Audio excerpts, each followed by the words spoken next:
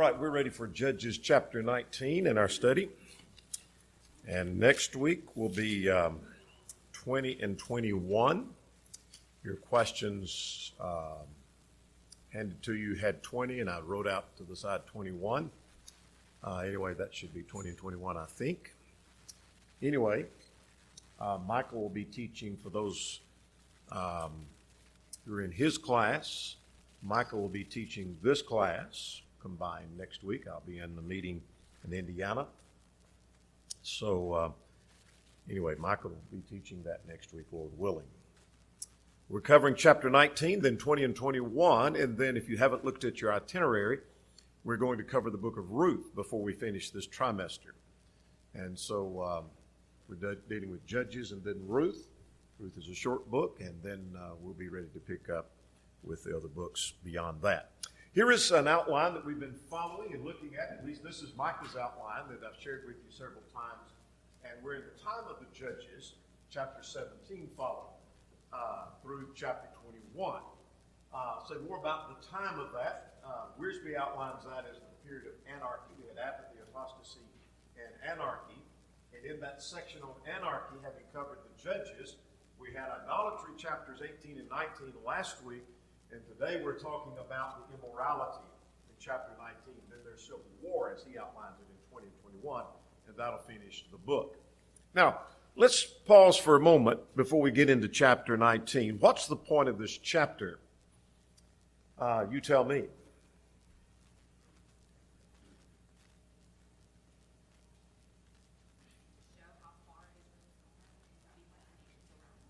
Okay, how far they had gone. Anybody else? That's good. Good answer. I think it just kind of outlines the whole point of the book, which is that everybody is doing what's right in their own eyes. You see a lot of that attitude and mentality in this chapter and the following chapters. Good point.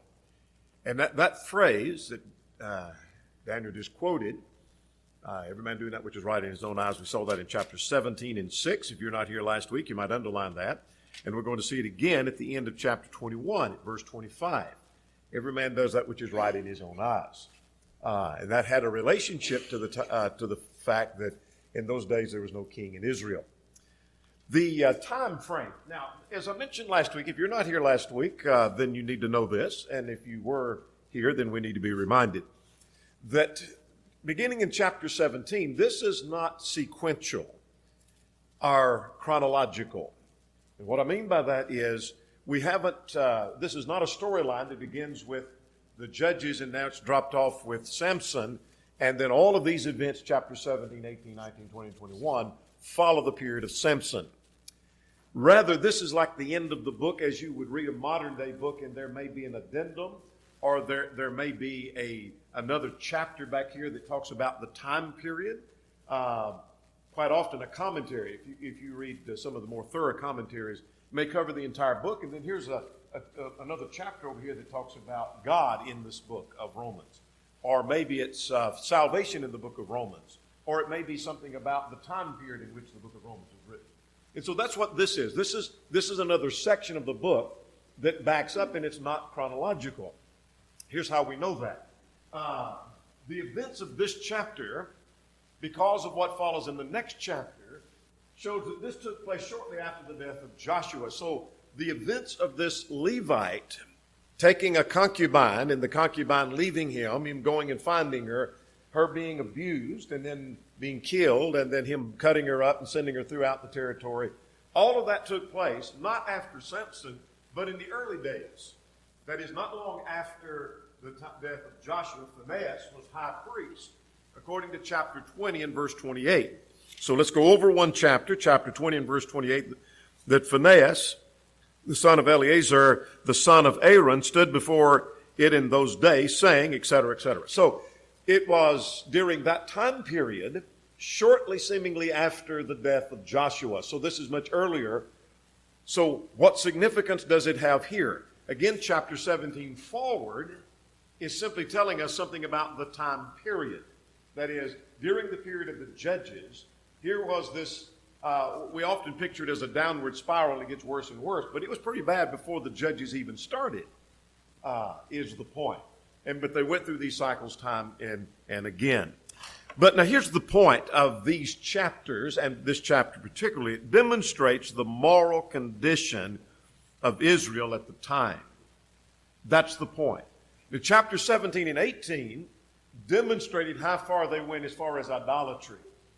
And so we saw that in chapter 17 and 18. So they were steeped in idolatry. So now we know a little bit about why they would go back into sin as they would have a deliverer, and they'd go back again and again and again and again. Well, here we're seeing a moral condition of Israel. I like what Richard Halverson said. He said, here we have the sewer of Scripture. I like that phrase. This is the sewer of Scripture.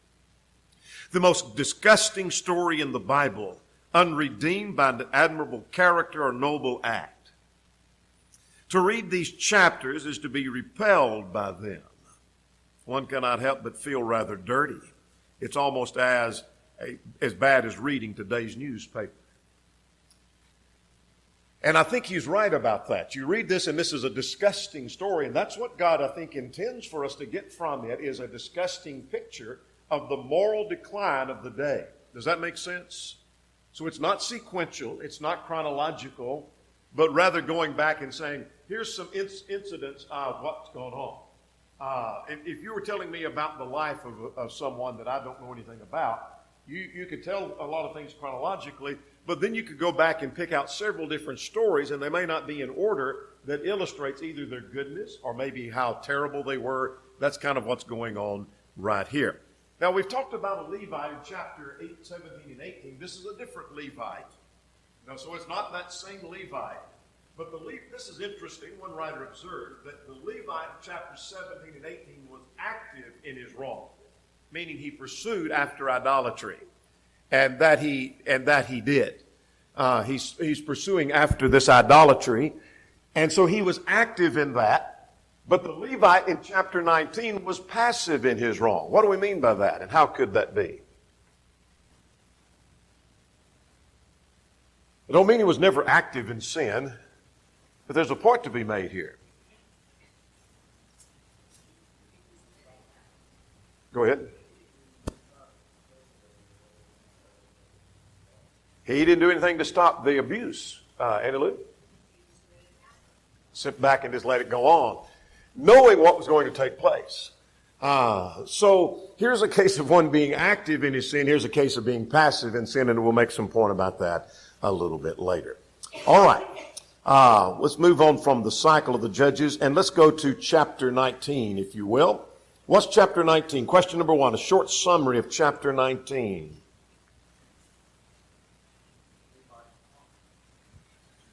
Levite and his concubine. The Levite and his concubine.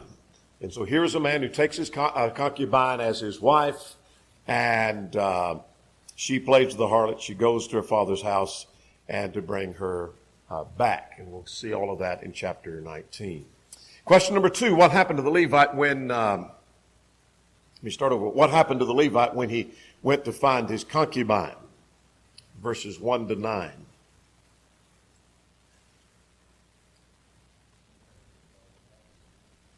She went back to her father's house, good. And when he got there, what happened? What did Dad want to do? He detained him, tried to keep him stay as long as he could. And we'll say more about that here in a moment. All right, let's get question number 3. Why would the man not stay at Jebus, which is also known as later as the city of Jerusalem? So why would they not stay at Jerusalem? There were foreigners there, and they didn't want to stay there. All right, we'll come back to our questions in a moment. 2 points, and so this is pretty much the complete outline that I'm going to be following tonight of chapter 19. The Levite's concubine left him, and she played the harlot, verses 1 and 2, and then she goes to her father's house. So we'll work through the details of that. Let's start with verse 1. A good place to start. But I want to start with this phrase, though, is what I really mean, of that it came to pass in those days when there was no king in Israel. What's the significance of that? We've seen that before, chapter 17, 6. We'll see it again in 21:25.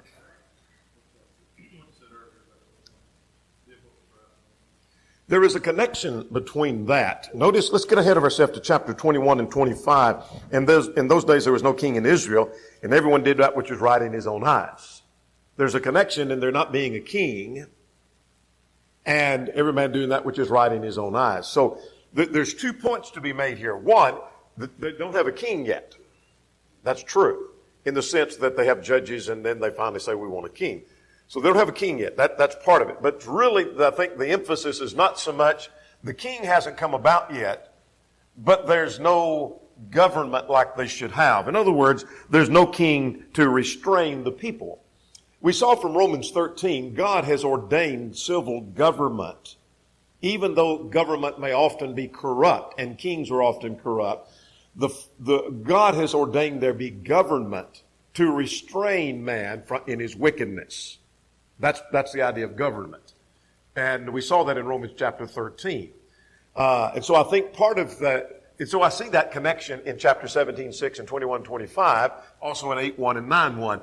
And that is, there was no king in Israel, and so here's what was going on. The kinds of things that we see in chapter 19. There was no restraint. They were doing pretty much whatever they wanted to do. That's the point, I think, of verse 1. Again, this is demonstrating the moral decline of the day. Now, verse 1, that when there was no king in Israel, there was a certain Levite. Again, that's a different Levite, so he's an unnamed man. There was sojourning in the remote mountains of Ephraim, and he took himself a concubine from Bethlehem of Judah. And let's go and get verse 2. Let's talk about the concubine and the laws concerning concubines. But his concubine played the harlot against him and went away to her father's house in Bethlehem and stayed for how long? 4 months. All right, 2 or 3 things we're going to learn from verses 1 and 2. 1, he took a concubine. What do you, if you were writing a commentary here, what would your comment be on that?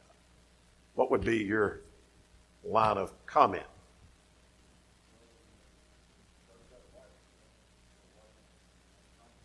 All right, concubines were never a part of God's plan, were they? God's plan from the beginning was one man for one woman for life, Genesis 2. Did God tolerate concubines? Yeah, a number of great Old Testament characters had concubines and were not specifically condemned. How do you explain that? And there seems to be, and we'll cite the references here in a minute, some regulation about concubines. How do you explain that? God never intended that, and then man perverts the marriage relationship by taking on a concubine. In some cases, they would have a number of concubines.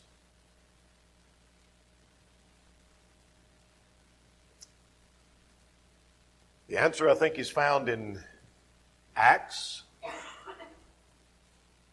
17. Very good. Time of this ignorance God winked at. What does that mean? Good point. Didn't condone it, but he allowed it. In other words, but now God commands every man to everywhere to repent. So is God going to allow us to have concubines today? No, because we're enlightened. But in the times of this ignorance, God winked at. In other words, God overlooked or God tolerated things that multiple wives, concubines, etc. You find a number of great characters of the Bible having multiple wives.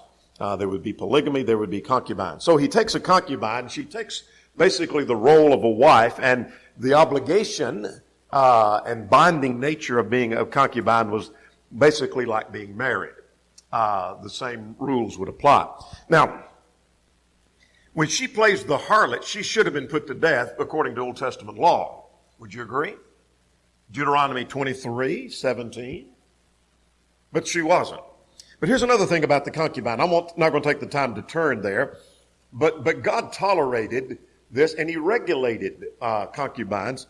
I think Exodus 21, though the term concubine I don't remember being used there, Exodus 21:7 through 11 and Deuteronomy 21:10 to 14 would seem to regulate that. Again, that's God's toleration, not his endorsement of that.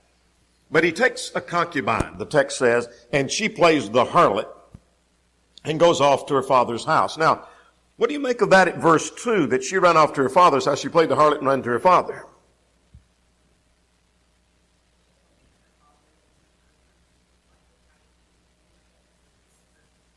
Perhaps her father would protect her.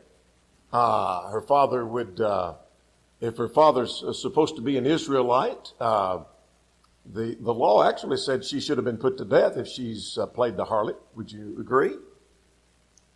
Matthew Henry is the only one I saw making this point in his work on Judges, and I pass it along for what it's worth. He said that gives me evidence that the father was indulgent.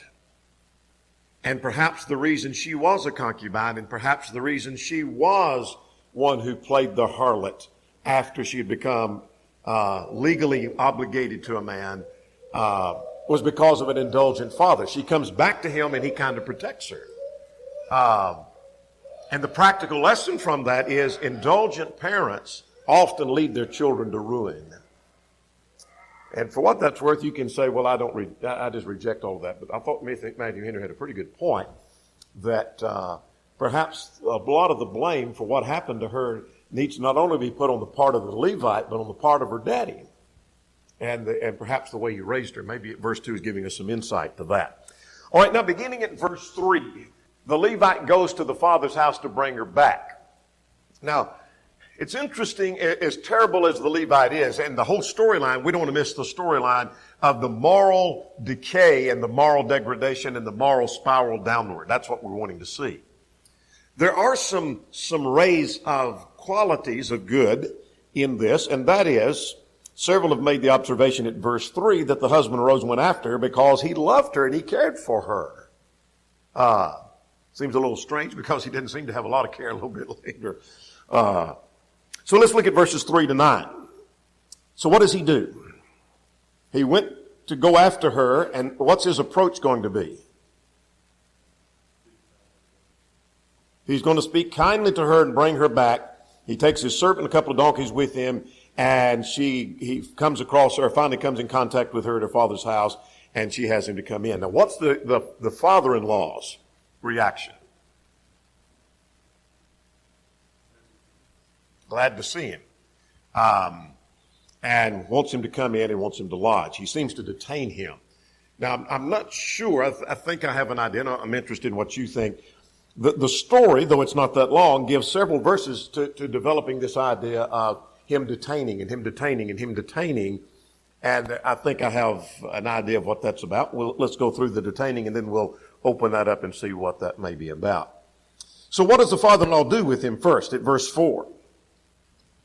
He has him to stay with him. Don't just take off, but stayed with him, first of all, for 3 days. Then on the 4th day,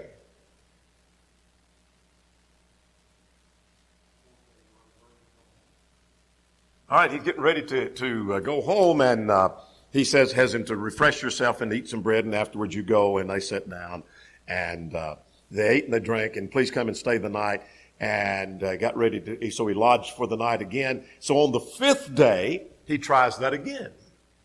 Won't you stay with me and refresh yourself? And so they delayed till the afternoon, and they both ate. And then now what happens at verse 9 and 10?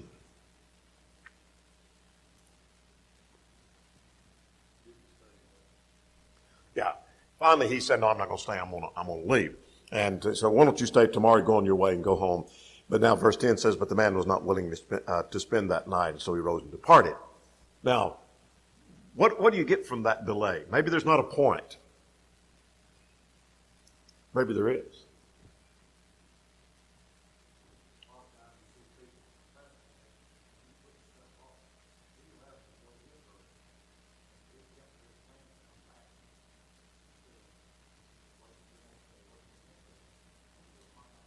Might not have happened.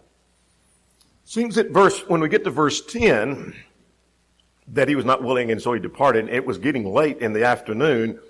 One of the points I think to be made is that it was very unwise for him to take off on this journey going through the region where he may have to go. And Maybe that's the point. Maybe that's not the point at all, but I'm taking perhaps the point of telling this story about him delaying him and delaying him, delaying him, delaying him, that he gives in to the pressure easily, and he delayed, and that led him to an unwise decision to take off that late and have to travel, and he's not going to make it. He's going to have to lodge somewhere. Where had he taken off earlier? It may be just describing his lack of planning, his lack of care, his lack of concern. Maybe that's the storyline that contributes to part of the moral decay. Anything else on that before we begin at verse 10? Now let's go from 10 to 21 now. They journey past Jerusalem. And so when they come to Jebus, that is Jerusalem, with his donkeys and the concubine with him also, and they came near, and his servant wanted to do what? Let's stay. And he said no. Why? Verse 12. It's a city of foreigners who are not the children of Israel. You might underline that. Let's talk about Jerusalem for a moment. Has Jerusalem already at this point, even if this is after, shortly after the death of Joshua, has Jerusalem been conquered? Well, they've taken the land. Joshua 10:23 and Joshua 12:10 says they have taken Jerusalem, but Israel backs off. They should have had control of Jerusalem. So they've conquered the land, so in the sense, they have control around Jerusalem, but they back off and back away, and it's not until the time of David they get full control of Jerusalem. So it's not called Jerusalem until a little bit later. But they're supposed to have, just like they're all throughout the land, they're supposed to have control of Jerusalem. So this is also painting a picture. Part of the problems they're facing is because they failed to do what God told them to do. Chapters 1 and 2 of the book of Judges paints that for us. Had they gone in, drove out the people with the help of God, like God had told them, you go in, I'll drive them all out. They didn't do that. They didn't do it with Jerusalem, and they could have. And so we can't stay there. Why can't you stay there? Well, that's foreigners there. They're not the people of God. Well, it should have been the people of God had they done what they should have been doing. But let's go back to verse 12. They're foreigners who are not of the children of Israel. In other words, if you were traveling along with them and you asked the servant that's with him, what's the problem with traveling with, staying in a place with foreigners? What would he say?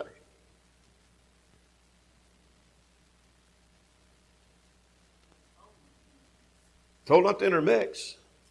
There seems to be an implication here. Yeah. We don't want to stay there. They're foreigners. In other words, that's not safe for us. Isn't this interesting? That's not a safe place for us. Because those are foreigners. They're not the people of God. Let's go stay where the people of God are. And that they do. Let's see what happens. Now, we'll make a point about that. Be thinking of something practical.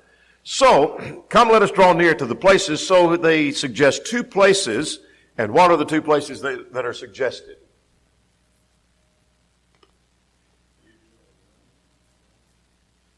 Ramah and Gibeah. And so one of those two places, let's go there in the tribe of, or in the region of Benjamin. Let's go one of those two places. So, look at verse 14. They passed by the other way and they came near to Gibeah, and which belongs to Benjamin, and they turned in to, I've lost my place. Verse 15, they turned aside to go into the lodge in Gibeah, and they went into the open square. And for no one would take them in into his house to spend the night. Now, let's stop and talk about that for a moment. They've come to Gibeah, and nobody takes them in. What do you make of that, and maybe why? I think there's an implication why.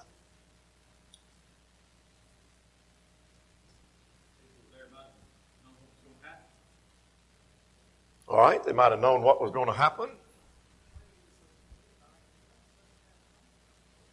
All right.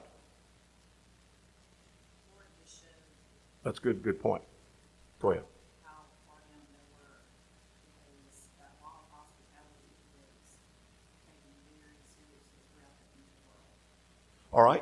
And that's a good point.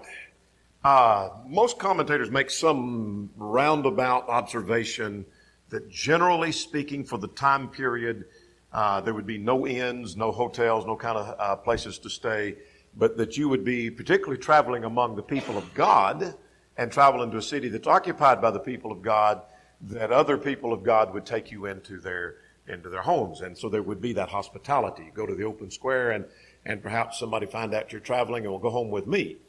And no one would take them. Now, I'm not sure I can draw this as a strong conclusion, but let me get ahead of myself in chapter 19. And I think this, when we get to verse 18, when he's, let me just paraphrase and then we'll come to verse 18 in a moment. That I think he may be saying, in essence, because I am a Levite and I do service at the house of God, is why no one's having anything to do with me. We'll just weigh that out. I don't know if I can prove that beyond a shadow of a doubt, but I can think it anyway. I'm thinking that may have something to do with that. We'll come back to that. So they lodge there, and now what happens beginning at verse 16? No one's going to take them into their house. Now verse 16, the old man comes in from the field who's also sojourning, but he's working there out in the fields, and what does he do?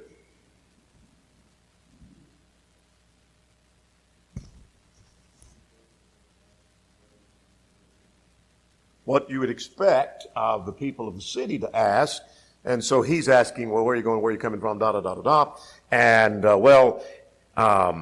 he says, look, verse 18, that we're passing from Bethlehem in Judah and going to the Ephraim, and he said that I am going to the house of the Lord, which is in Shiloh, by the way.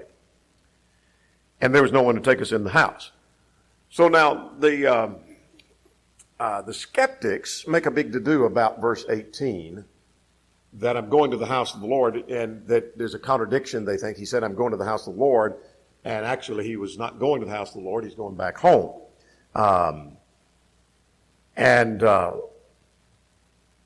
Let's see if there was another phrase I wanted to look for.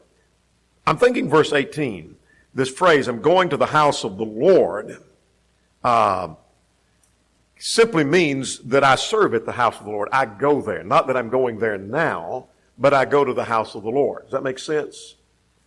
A couple of the commentators, I'm thinking Henry, if you're wanting some references, Henry, Wiersbe, who's the other? There's about three that make that point. That phrase could be translated, you may have a translation, that I go to the house, not that I'm going, but I go to the house of the Lord, for what that may be worth. Which I'm thinking that he's citing that perhaps as, and I'm just passing it on for what it may be worth to you, that this is why they're not showing hospitality, that it's perhaps describing how far that Gibeah has gone, that they wouldn't, if he's a man of the priesthood, we don't have anything to do with him. If he's a Levite, we don't have anything to do with him. It's not that they're so righteous, he's got a concubine. They want the concubine, they'll take her. But it's the fact that he may be a man of the Levites and we don't have anything to do with him. You weigh that out, reject that or accept that. Does that make sense? Quite often those who have spiraled so far down want to have nothing to do with people who even pretend to be righteous. Maybe that has no connection at all. So the old man, let's get ahead to what really happened. Now the old man said, no, I'll take care of your animals and take care of you. Go home with me. Now beginning at verse 22 now. That got us through verse 21. Down at verse 22, now what happens when they get to the man's house? First of all, this obviously reading, just a cursory reading of this, makes you think about what? Sodom. Genesis. Sodom and Gomorrah, found in Genesis 19, and here we are at Judges 19. Just a coincidence, same in 19th chapters. But suddenly the house is surrounded. You might underline some key words here. It gives you a picture of God's view of homosexuality. They're called, according to the New King James, what kind of men? Perverted men. It's against nature, Romans 1. So they're perverted men. Surrounded the house, bring the man out of the house. In other words, bring the Levite out, and that we may know him carnally. In other words, we want to abuse him. And so it's homosexuals that are not just practicing homosexuals, but they're so given to their lust that they want to bring this man out who's a stranger, and we want to know him carnally, they say. Now the man said, the old man, what was his reaction? He used two words. Go ahead. Don't act so. Here's the next word you underline. Wickedly. It's perverted. It's wicked. Seeing this man has come to my house, do not commit this outrage. What was the other word? Vile. Don't be vile. Anybody have a different translation? New King James says outrage. Act of folly. It is an act of folly. So it's outrageous, it's folly, it's wicked, it's perverted. Verse 24 uses vile thing. Now, verse 24 now, this is not surprising to us because we've read Genesis 19. We've already read this before too. But if this was your first reading through Judges, this is not a big surprise, is it? Seeing what happened in Genesis 19. What does the old man do? Offers his daughter. Don't do this vile thing to this man, my guest, but here's my daughter. Take her and do with her as you wish. And this man has a concubine. Take her if you wish and do what you want. But don't do this vile thing. Humble them and do with them as you please, but don't do with this to this man. What do you make of that? Do what? How messed up they really were. It is describing the moral degradation. This is how far man has gone in the time of the judges. Every man doing that which is right in his own eyes. When you follow your own thinking and reject God, this is where you end up. But it also tells me about the time period and the view of women. Not a very high estimation of women. In other words, if you're going to abuse someone, don't abuse this guest of mine that is, I really don't know that well, but take my daughter, she's worth less. That's really what he's saying. And so it has a low estimation of women. That doesn't mean women are worthless. It just means that's how they viewed them. Now, we'll have time, and I'm going to make time, whether we have time or not, to make the point before we get through, that through Christ, God has elevated that role and that estimation of women. And so when we reject God in the gospel, we've rejected that concept of women. But anyway, I think that partly explains it. The two wrongs don't certainly make anything right. Now, verse 25. So the man took his concubine and brought her out. Now, this is the one that we earlier said he loved her so much he went and sought her from her father's house. She had left him, and he loved her so much he wanted to go back and get her. And he was determined to take her back home. And here's another word you might underline. They took her and they knew her. That is, they knew her carnally. But they not only knew her, but what else is the word that's used? They abused her all night until morning. They abused her. In other words, they gang raped her, for lack of a better expression. All night till the morning. And then they let her go.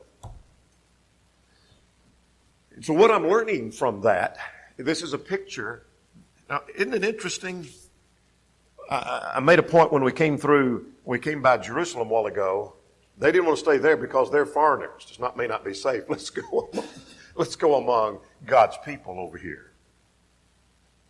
And I'm learning from that. Sometimes God's people, when they reject God, they can go further and just as bad and worse than the people of the world. Would you agree? Somebody say amen. There's not anything worse than a child of God who has rejected God. They have nothing that restrains them anymore. And so if I could back up with this guy, I think I would tell him, I believe I'd take my chances over in Jerusalem than among the people of Gibeon. And they're supposed to be the people of God. Well, let's move on. Let's finish the chapter. Now what happens? Verse 26.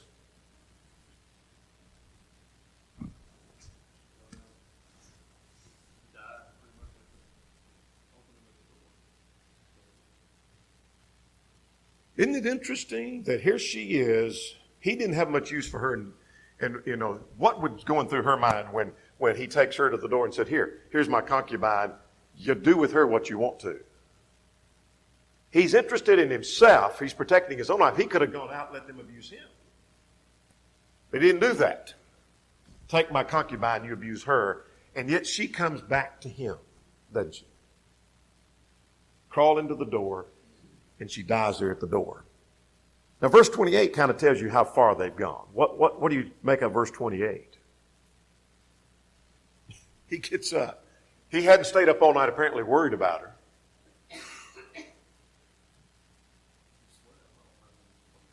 Because he didn't care. He didn't care. And he comes out, what does he say to her? Get up, let's be going. Get up, let's be going. And there was no answer. So he lifted her up, took her off, and took her home. Now what does he do with her? 28 and 29 and 30. Let's finish that. Gets her home. She's dead. What did he do with all the 12 pieces? And told the people, might underline, consider it, take counsel, and speak up. Question 9, what does that mean?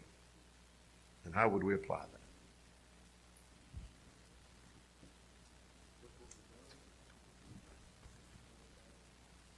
Yeah.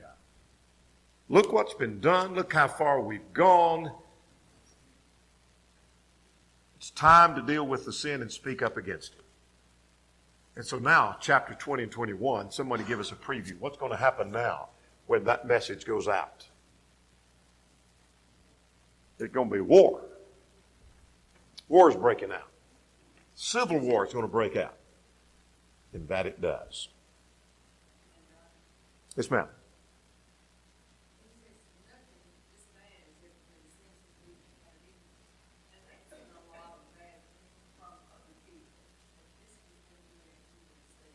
That's a good point. Absolutely. That's a good point. No such deed has been done since children of Israel came out of Egypt. Yeah, they've seen a lot of bad. They've seen a lot of harm. They've seen a lot of crime. They've seen a lot of sin, degradation. But this is right here among the people.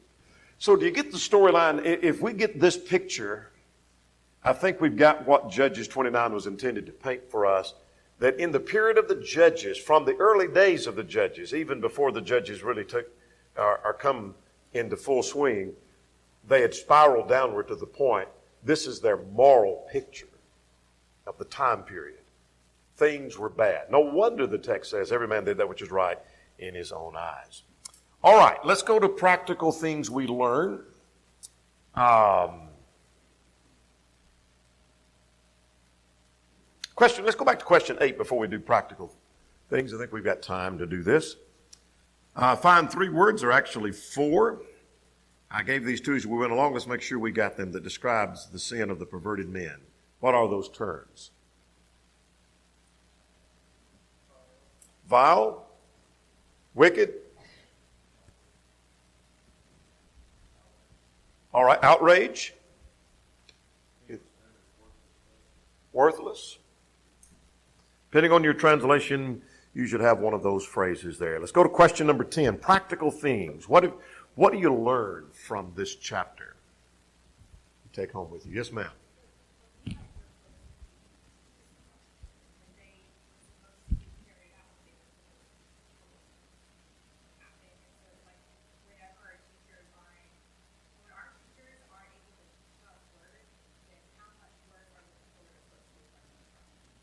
Good point. When the leaders go south, so will everybody else. I wrote down the very last verse there. Consider that counsel and speak up. This group was a little late for this message. That's a good point. A little late. Should have told themselves something to sin. Yeah. Yeah. Starting to preach. Yeah. And I tell you, there's something practical about that. I've had As a preacher and elder, I've had several times somebody come to me when their children has gone to the world, and now they want to know what can we do to help raise our children. It's too late. You're a little late on the job, a little bit late. Sometimes we're late as preachers, we're late as families dealing with the problems. What else? Practical.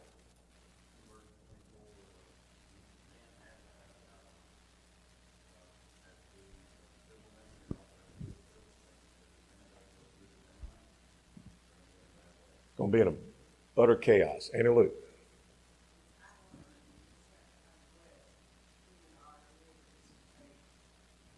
That's a good point. Very good point.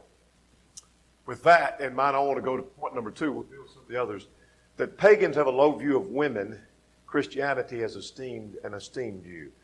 Husbands should view their wife as heirs together of the grace of life, treating her as the weaker vessel. And you listen to the news media, and they think Christianity has a low view of women, and that the left has this great view of women. We need to esteem women. The pagans, you follow the paganistic society, and they have a very low view of women when all is said and done. They always have. What else? Practical.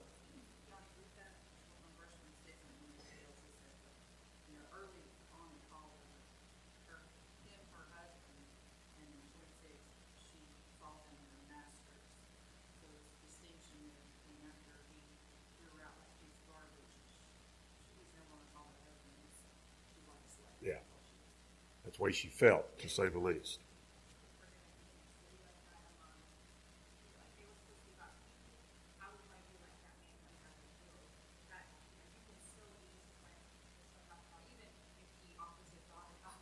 Yeah.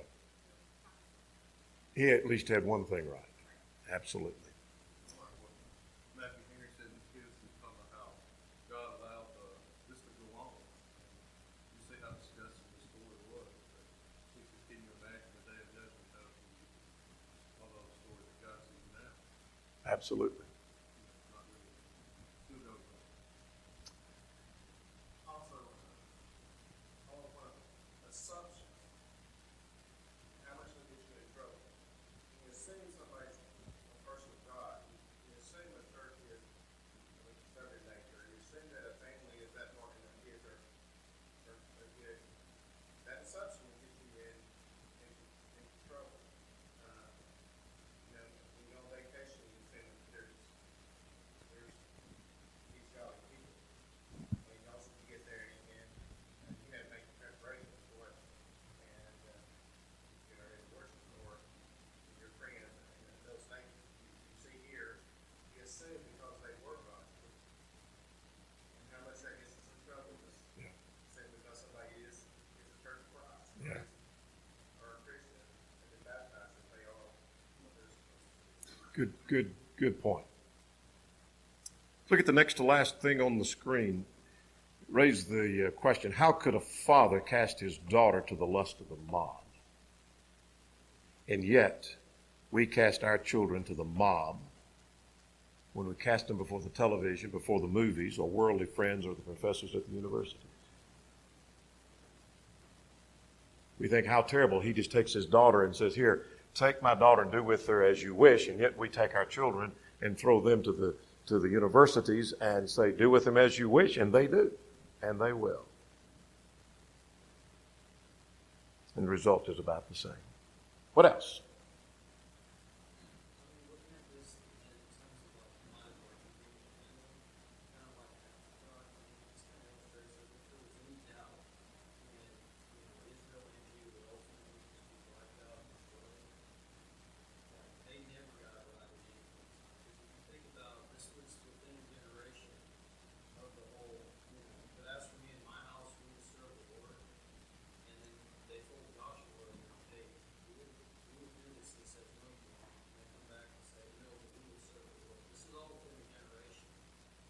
That's a good point.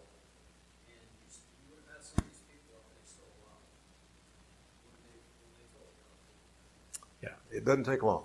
It doesn't take long. Spiral completely out of control. Chapter 21 and 22 will finish up next week. Michael will be teaching, Lord willing.